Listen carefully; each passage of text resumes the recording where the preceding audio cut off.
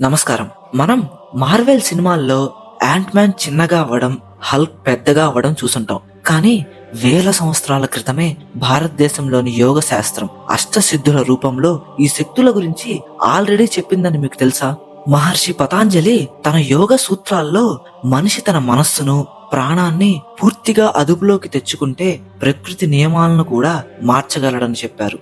వీటినే అష్టసిద్ధులు లేదా 8 రకాల అతీంద్రియ శక్తులు అని అంటారు. హనుమంతుణ్ణి మనం అష్టసిద్ధి నవకేదాత అని పిలుస్తాం. ఈ రోజు ఈ వీడియోలో ఆ 8 శక్తులు ఏంటి, ఒక యోగి వీటిని ఎలా సాధిస్తాడు, అసలు సైన్స్ దీని గురించి ఏమంటుంది అనే విషయాలను వివరంగా తెలుసుకుందాం. వీడియో చివరి వరకు చూడండి, ఎందుకంటే ఈ శక్తుల కంటే గొప్ప రహస్యాన్ని పతాంజలి చివరిలో చెప్పారు. ఈ వీడియో అయితే చాలా ఇంట్రెస్టింగ్ గా ఉండబోతుంది. ఈ వీడియో నచ్చితే లైక్ చేయండి. ఇలాంటి కంటెంట్ ని మీ ముందుకు తీసుకురావడానికి నాకు ఎంతో మోటివేషన్ గా ఉంటుంది.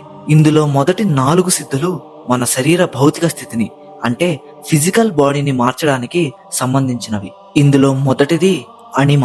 అణిమ అనే పదం అణువు అనే పదం నుండి వచ్చింది. దీని అర్థం శరీరాన్ని ఒక అణువంత చిన్నగా మార్చడం. ఉదాహరణకు హనుమంతుడు లంకలోకి ప్రవేశించినప్పుడు తన శరీరాన్ని చిన్నగా మార్చుకున్నాడు కదా, అలా అన్నమాట. అయితే యోగులు తనలోని సృహను, అంటే కాన్షియస్నెస్ ను ఒకే ఒక పరమాణువుపై కేంద్రీకరించడం ద్వారా ఇది సాధ్యమవుతుందని నమ్ముతారు. రెండవది మహిమ. ఇది అణిమకు పూర్తిగా విరుద్ధం. ఇందులో శరీరాన్ని పర్వతమంత పెద్దగా, అనంతంగా పెంచడం. ఉదాహరణకు త్రివిక్రమ అవతారంలో వామనుడు తన శరీరాన్ని విశ్వమంత పెద్దగా విస్తరించాడు కదా, అలా అన్నమాట. మూడవది గరిమ. ఇందులో శరీరాన్ని అత్యంత బరువుగా మార్చుకోవడం, భూమి కూడా మోయలేనంత బరువుగా మార్చడం. అయితే ఈ శక్తికి మన దగ్గర ఒక కథ ఉంది. అదే మహాభారతంలో భీముడు హనుమంతుడి తోకను ఎత్తలేకపోవడం ఈ గరిమ సిద్ధికి ఒక గొప్ప ఉదాహరణగా చెప్పవచ్చు. నాలుగవది లగిమ. ఇందులో శరీరాన్ని గాలి కంటే తేలికగా మార్చుకోవడం. దీనివల్ల యోగులు గాలిలో తేలగలరు, నీటిపై నడవగలరు, లేదా సూర్యకిరణాల మీద ప్రకాశించగలరు. తదుపరి 4 సిద్ధులు ప్రకృతిపై, ఇతరులపై అధికారాన్ని చూపించేవి. ఐదవది ప్రాప్తి. ఎక్కడున్నా ఏ వస్తువునైనా పొందగలగడం, దూరాన్ని జయించడం. ఒక యోగి తన గదిలో కూర్చొని ఆకాశంలోని నక్షత్రాలను కూడా తాకగలగడం ఈ సిద్ధి లక్షణం. అలాగే పక్షులు, జంతువుల భాషను అర్థం చేసుకోవడం కూడా దీని కిందకే వస్తుంది. ఆరవది ప్రకమ్యం, సంకల్ప బలం. అంటే మీరు అనుకున్నది జరగడం.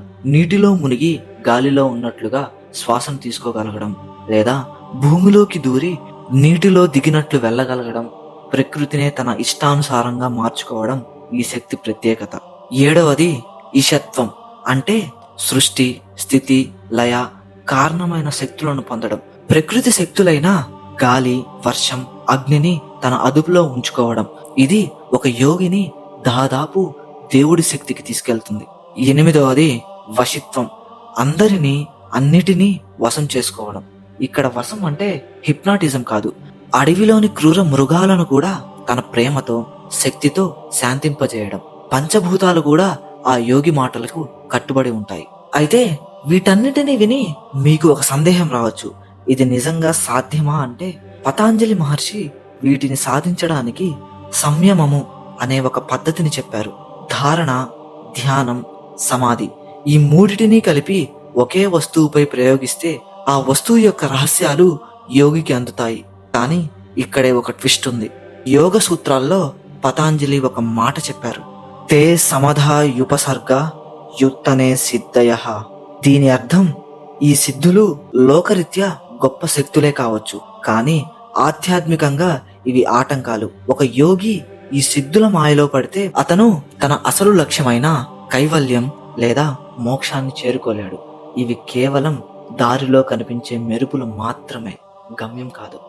అష్టసిద్ధులు అనేవి మనిషి మెదడుకు, ప్రాణానికి ఉన్న అపరిమితమైన శక్తికి నిదర్శనాలు.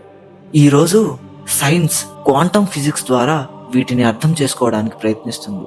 కానీ నిజమైన సిద్ధి అంటే గాలిలో ఎగరడం కాదు, మనస్సును జయించడం, కోపాన్ని అదుపులో ఉంచుకోవడం, మరియు అందరినీ ప్రేమించడం. అయితే మీరేమనుకుంటున్నారు, ఈ ఆధునిక యుగంలో ఇలాంటి శక్తులు ఉండడం సాధ్యమేనా? మీ అభిప్రాయాన్ని కమెంట్లో పంచుకోండి. ఈ వీడియో నచ్చితే ఆ ప్రాచీన జ్ఞానాన్ని అందరికీ పంపడానికి లైక్ చేయండి, షేర్ చేయండి. ఇలాంటి మరిన్ని ఆధ్యాత్మిక రహస్యాల కోసం సబ్స్క్రైబ్ చేసుకోవడం మర్చిపోకండి. ఈ ప్రాచీన జ్ఞానాన్ని మీ ముందుకు తీసుకురావడానికి కారణం చరిత్రలో ఇలాంటివి కూడా ఉన్నాయని చెప్పే ఒక చిన్న ప్రయత్నం మాత్రమే. ఎవరూ దీన్ని తప్పుగా అర్థం చేసుకోకండి. మళ్ళీ వచ్చే వీడియోలో కలుద్దాం.